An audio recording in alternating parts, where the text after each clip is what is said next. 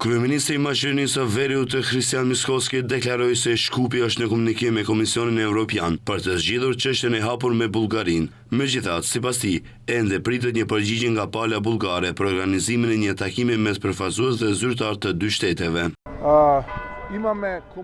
Kemi komunikim me zyrën e Komisionit Evropian, dje dhe sot. Ende nuk kemi marrë një përgjigje. Ka një datë të propozuar, por të presim që pala bullgare të shprehet. Më herët, ai konfirmoi se ishte pikërisht presidenti i Këshillit Evropian Antonio Costa, ai që ndërmori nismën për këtë takim midis Maqedonisë së Veriut dhe Bullgarisë. Takimi i propozuar pritet të mbahet në kuadër të samitit të NATO-s në Hag më 24 dhe 25 qershor.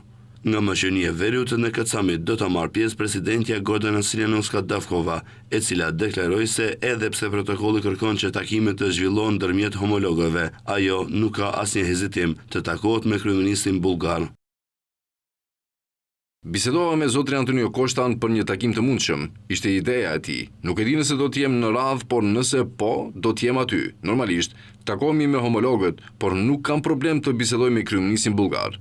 Gjithsesi, kjo nuk varet vetëm nga unë, por nga fqinjet tanë. Kujtojmë se Maqedonia e Veriut është kandidate për antarësim në Bashkimin Evropian që nga viti 2005, pas zgjidhjes së çështjes së emrit me Greqinë në vitin 2017 dhe antarësimit në NATO në vitin 2020, vendi u përball me një veto nga Bullgaria për nisjen e negociatave me BE-n. Në vitin 2022 u arrit marrëveshja mbi të ashtuquajturin propozimi francez, i cili parashikonte që Maqedonia e Veriut të përfshijë komunitetin bullgar në preambulin e kushtetutës, por ndryshimet kushtetuese ende nuk janë miratuar. Qeveria e re e udhëhequr nga VMRO-DPMN kërkon garanci që nuk do të ketë kushte të reja nga Bullgaria në të ardhmen.